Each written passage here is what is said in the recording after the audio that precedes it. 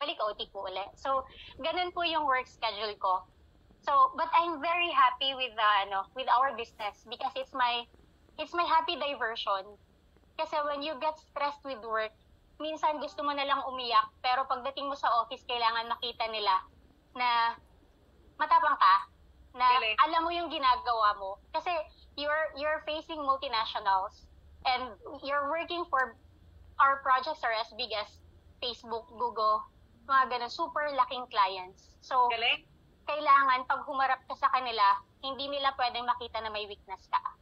Galing. So, sanay ako sa ganun and grabe yung pressure. So, ang almusal po namin is for breakfast, lunch, dinner is pressure. Buti na lang may barley juice.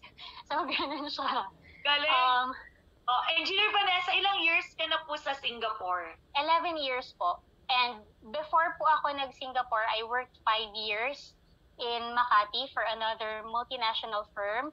And yan po yung isa i-share mamaya na the owner of that firm franchised to the business because of our product.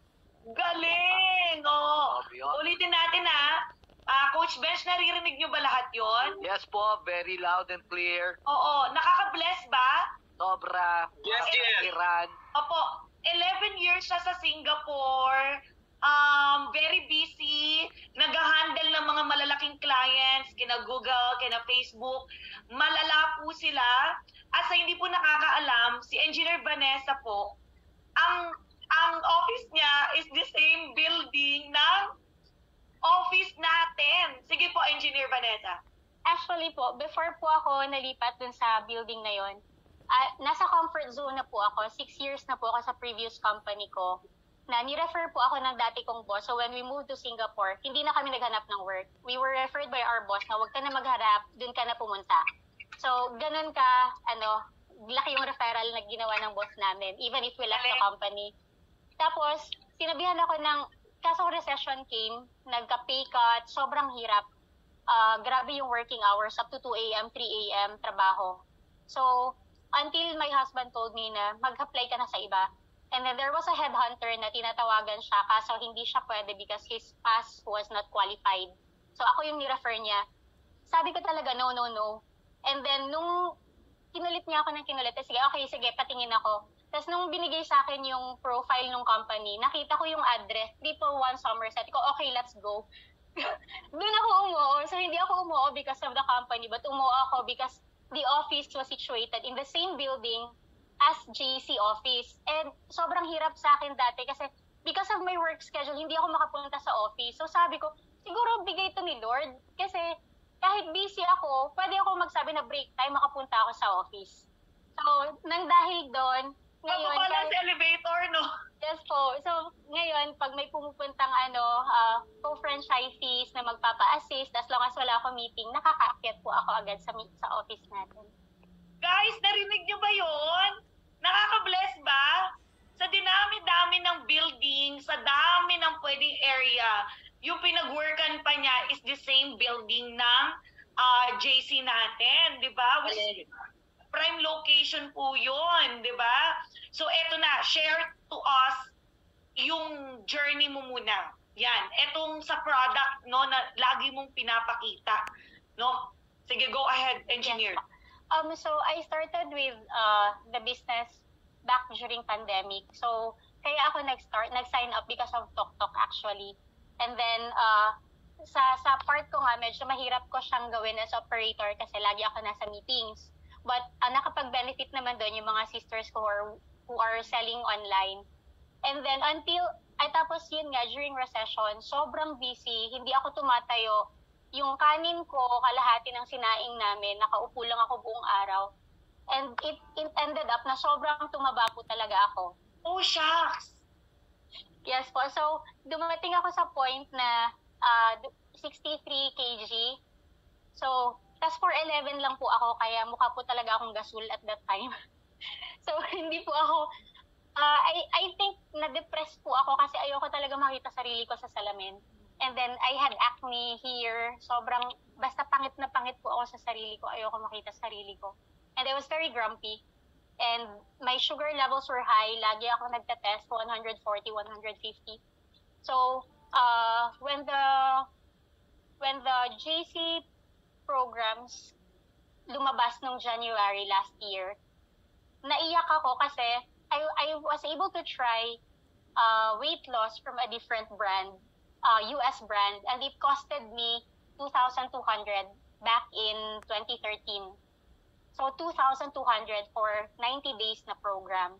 Tapos nung binalita yun ni Boss Joe, now we have a 60-day program and it only costed 608 Singapore dollars. That's 1/3 the price na binayaran ko dati. Sinabi ko talaga sa asawa ko, Dad, let's do it, Dad. Eh, ang asawa ko super supportive kasi nakikita niya nga na hindi na maganda yung kalagayan ko. So, nanghihiram na ako ng short sa kanya, hindi ko pa maisara. So, ganong state na po ako. So, I did the weight loss. Nirampa ko talaga siya sa Merlion Park kasi sobrang proud ako. And so, that was the first time after a whole year na nagkaroon akong glimpse of hope. Kasi it wasn't just about the weight loss na tina-target ko, but I wanted to feel better for myself and for my family. So, and I'm so happy na yung post ko na to, nire-share ni Boss Joe, nakita ko share ni Gia, sabi ko, oh God, nasi-share ako. So, hindi ko naman siya in-expect, pero nakaka-boost na this is something that we can share to the world, na this is a proudly Pinoy product, proudly Pinoy brand, and may results tayo dito. So, fast forward, after 60 days, hindi ako ma-exercise kasi sobrang busy nga po sa work. So, what I did was only take the program religiously. As in, follow the program religiously. Kumakain po ako ng breakfast, lunch, dinner kasi nga nagpapadede ako so hindi ako pwedeng mag-diet, kundi masisiraan ako. So, tinuloy-tuloy ko, kain, walking, and then religiously take the product. So, fast forward 60 days, nagka-result po. So, you won't see the result right away. Siguro 2 weeks, but then at the end of the program, sabi ko, Dad, I'm back. Gumanyan ako. So, and then everything was better. Nawala yung acne ko. And when you look good, you feel good. Yun yung lagi kong naririnig kay Coach Bench. And it's not just about looking good. It's not just about losing weight. It's about you become better as a whole. So, sugar levels ko naging normal. Hindi na makatibalat ko. Naging maayos face ko. I paid for derma dito almost $3,000. Nawawala siya for 2 days yung acne but bumabalik agad. But with the detox, it just became a parang pabonus. Galing. So, sabi ko, so, dapat pala hindi na ako nag-derma. Dapat naantay ko na lang yung detox. So, ang daming ano. So, because of this, nung pinost ko to, sunod. So, no hard selling at all. And Galing. hindi ko siya binibenta dahil gusto kong kumita. Sinishare ko siya because naramdaman ko, I felt the difference. I felt better and I want others to feel that way. Kasi madami ako mga kaibigan dito who are just as stressed as I was. Tapos, merong hypertension, merong diabetes, lahat ng mga yan meron. So, when they ask, what did you do? So, ang binibigay ko lang this. And then eventually, for those na kayang magbayad ng 600, they go for the package. If not, they would go for the product one by one until such time na, sige, go ko na siya, maganda effect sa akin. So, the feedbacks come in. And then, so, yung mga feedbacks nila, nasi-share ko din sa iba. So, it just becomes sharing from left and right. Mula sa akin palabas and from labas papunta sa akin. So, it just flows. So, yung money nagfo-follow na lang. It's more of it's really true that you become a blessing. Hindi lang sa pera, kundi sa wellness as a whole. So, ayun po. Galing! Guys, ako lang ba yung nabibless? Wala kasi sa plano to tonight eh. Alam na, Engineer Vanessa, last 10 minutes ko lang siya sinabihan. Tama po, Engineer Vanessa? Yes po. May nilalatagan po ako ng GM. Opo, sorry po. Pero ano po, tonight, guys. Binigla ko siya tonight. Mag-i-start na po tayo. Bigla ko lang sinabi sa kanya, Engineer Vanessa, pwede po kayong mag-share tonight about your testimony sa product. Kasi, alam mo yun, nabibless ako sa mga naririnig ko. nababasa ko sa kanya. Tapos, lagi siya nagsisend sa amin ng mga resibo ng transactions niya. So ako, palaisipan sa akin, paano niya nagagawa? Paano siya nakakapagpa-sign up ng siya lang kumakausap? Tapos, nabiblessed ako kasi nga, doable eh. Tapos yung ko, nangyayari. Alam mo, nung nagkita po kami niyan, nagkagulatan na, ay, talaga pala, di ba? Ito pala, talagang very, very vocal si Engineer Vanessa kung gaano kaganda yung mga product natin, no? Nabibless po ba kayo lahat dito? Yes! Oo, na-excite ako. Very much. Engineer Vanessa. I just want to add din po, very limited yung time ko na makapag-post. Kasi nga, lagi po ako nasa work, lagi po ako nasa meeting. Correct. So, minamaximize ko po yun na yung 30 minutes na travel time ko in the morning, posting po talaga yun. Tapos, during my lunch break, 12 to 1 p.m., posting ulit o kaya nag-handle ng mga transactions, yung mga orders sa Pinas.